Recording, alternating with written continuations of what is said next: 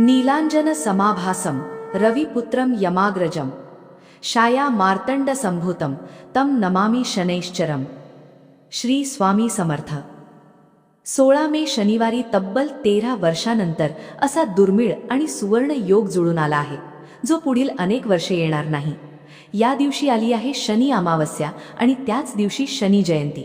बघा, शनी अमावस्या आणि त्याच दिवशी शनी जयंती, किती मोठा दिव्य योग आहे हा।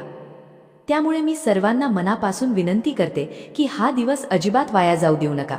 या दिवशी जर तुम्ही घराच्या मुख्य दरवाजावर फक्त एक कोहळा बांधला तर तुमच्या मागील कसलीही साडेसाती असो, नजर दोष असो, घरावर वाईट शक्तींचा प्रभाव असो, या सर्व गोष्टी नष्ट होऊन तुम्हाला येणाऱ्या सर्व संकटापासून संरक्षण मिळेल, एवढे मी खात्रीने सांगते।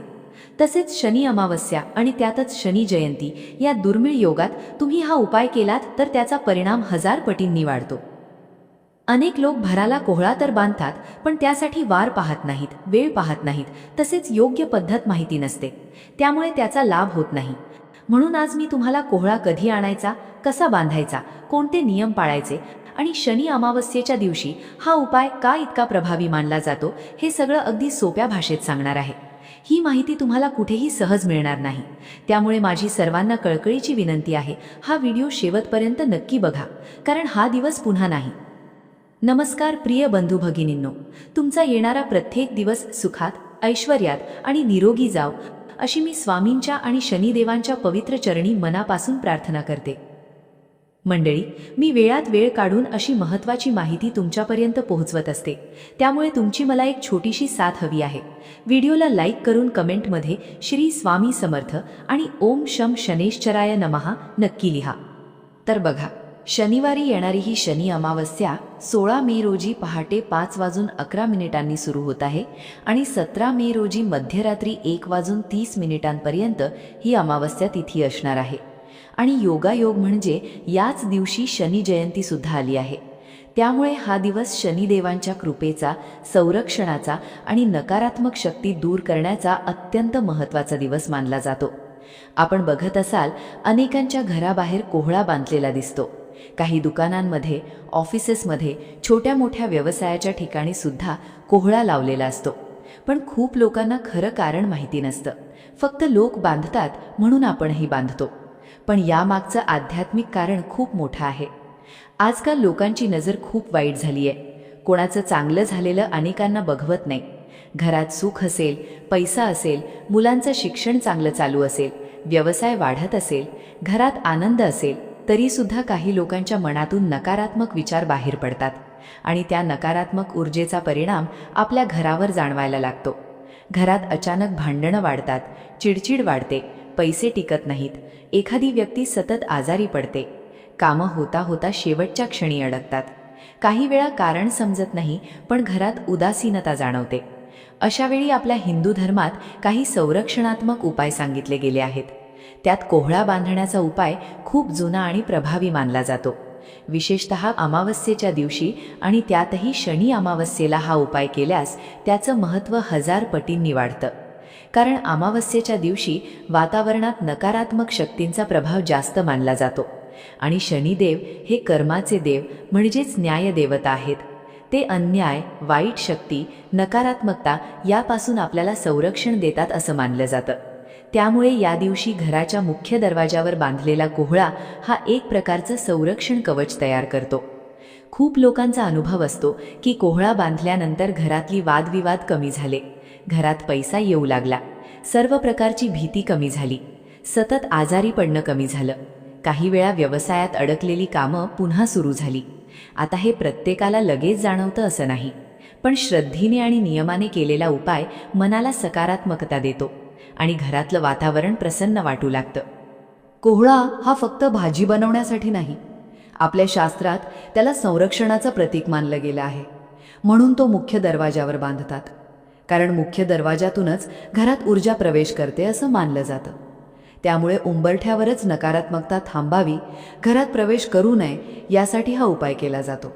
आणि एक गोष्ट लक्षात ठेवा, हा उपाय कोणाचं वाईट करण्यासाठी नाही, कोणाला त्रास व्हावा म्हणून नाही। हा उपाय फक्त आपल्या घराच्या सुखासाठी, शांततेसाठी आणि रक्षणासाठी केला जातो।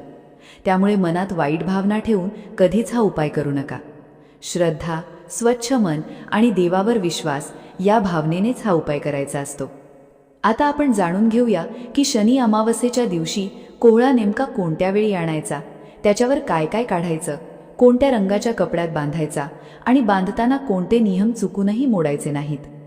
बंधूंनो आणि भगिनींनो, आता सगळ्यात महत्त्वाची गोष्ट म्हणजे हा कोहळा नेमका कसा तयार करायचा आणि कोणत्या पद्धतीने बांधायचा. कारण फक्त कोहळा आणून टांगला म्हणजे उपाय पूर्ण झाला असं होत नाही. काही छोटे छोटे नियम असतात आणि हे नियम श्रद्धेने पाळले तरच उपाय अधिक प्रभावी मानला जातो. सगळ्यात पहिले कोहळा शक्यतो 16 मे शनी अमावस्येच्या दिवशीच घरी आणा. नाही जमलं तर 1 दिवस आधी आणून ठेवला तरी चालेल. पण कोहळा घेताना एक गोष्ट नीट बघा. कोहळा कुठूनही तुटलेला, चिरलेला किंवा सडलेला नसावा. व्यवस्थित, पूर्ण आणि स्वच्छ कोहळा घ्या. शक्यतो देठ असलेलाच कोहळा घ्यायचा. कारण अनेक वेळा लोक घाईगडबडीत कसलाही कोहळा आणतात, मग 2 दिवसांत तो खराब होतो आणि लोक म्हणतात उपाय काम करत नाही. पण वस्तू घेतानाच शुद्ध आणि व्यवस्थित असणं खूप महत्त्वाचं असतं. कोहळा घरी आणल्यानंतर सर्वात आधी तो स्वच्छ पाण्याने धुवून घ्या. त्यानंतर स्वच्छ कापडाने पूर्ण पुसून घ्या. ओलसर ठेवायचा नाही. मग त्याला देवासमोर ठेवा. त्यावेळी घरात शांत वातावरण असू द्या. मनात राग, चिडचिड, वाईट विचार नसावेत. आता कोहळ्यावर काय करायचं ते बघा. कोहळ्याच्या दोन्ही बाजूंना तुम्हाला ओम आणि स्वस्तिक काढायचं आहे.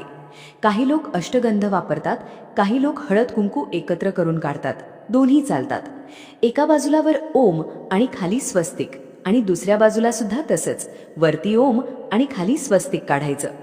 हे काढताना मनात फक्त एकच भावना ठेवा, माझ्या मागील 7.5 दूर होऊ दे, माझ्या घराचं रक्षण होऊ दे, घरातील वाईट शक्तींचं होऊ दे, शनिदेवांची अखंड कृपा राहू दे. त्यानंतर एक छोटी गोष्ट करायची आहे जी खूप लोक विसरतात. जर तुमच्या घरात काजळ असेल तर ते घ्या किंवा काळा बुक्का असेल तर तो घ्या आणि कोहळ्याच्या समोरच्या बाजूला आडवी काळी रेघ मारा. ही रेघ नजर दोषापासून संरक्षणाचं प्रतीक मानली जाते. लहान मुलांना आपण काजळ लावतो ना, अगदी त्याच भावनेने हा उपाय केला जातो, म्हणजे वाईट नजर थेट घरावर परिणाम करू नये. आता काही लोक कोहळा तसाच बांधतात, पण शक्यतो कोहळा लाल कपड्यात बांधावा. लाल रंगाला आपल्या धर्मात संरक्षण आणि शक्तीचं प्रतीक मानलं जातं. अगदी छोटंसं नवीन लाल वस्त्र घेतलं तरी चालेल. खूप महाग असण्याची गरज नाही. कोहळा त्या लाल कपड्यावर ठेवायचा, त्यावर हळद कुंकू व्हायचं, अगरबत्ती धूप दीप दाखवायचा आणि देवांना प्रार्थना करायची. हे शनिदेव, आमच्या घरावर कृपा ठेवा. वाईट शक्तींपासून आमच्या संपूर्ण कुटुंबाचं रक्षण करा. आमच्या मागील सर्व प्रकारचे दोष दूर करा आणि घरात सुख, शांतता आणि आरोग्य राहू द्या.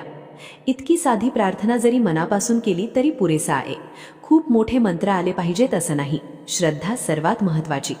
आता काही लोक विचारतात, कोहळा घराच्या बाहेर बांधायचा का आत?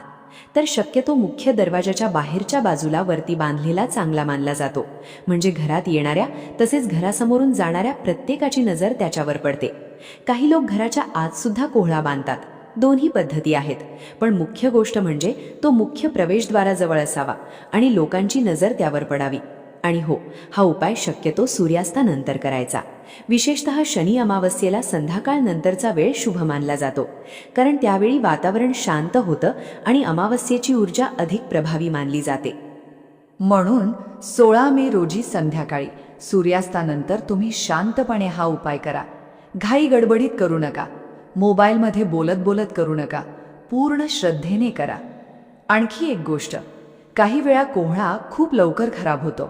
त्यातून पाणी गळायला लागतं किंवा तो आतून पोकळ झाल्यासारखा वाटतो.